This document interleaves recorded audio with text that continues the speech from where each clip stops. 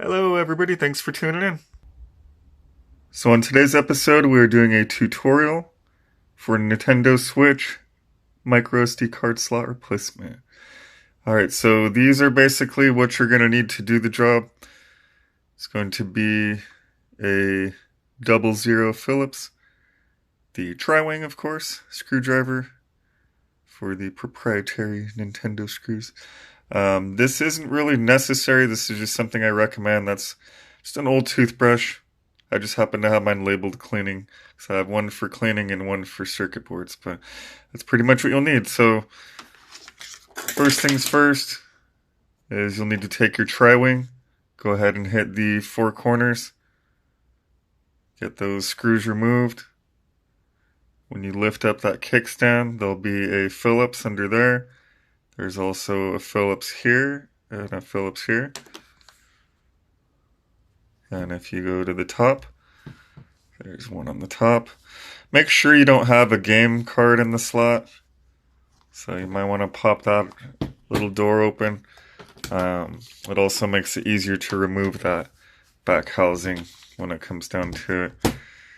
And then lastly, you'll need to remove just the center screws.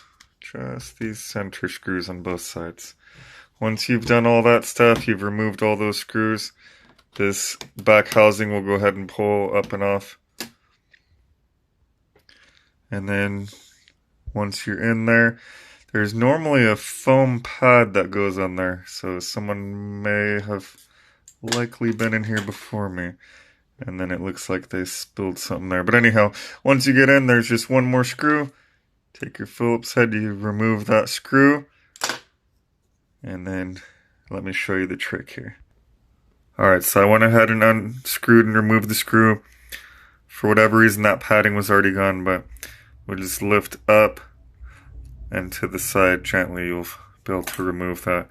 The trick I was telling you about is to take your replacement SD card slot reader, go ahead and remove the padding, and when you put it on there, the way to do it is you carefully press in right here, and you'll, without having to force it, you'll feel it lock into place.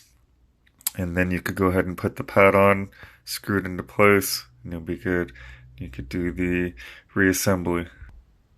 Alright, so once you got it in place and you know it's in place, you could go ahead and put that foam padding in place. And then reassemble. What I like to do is I like to go ahead and bolt it in, put a card in, and then go ahead and boot her back up and test it.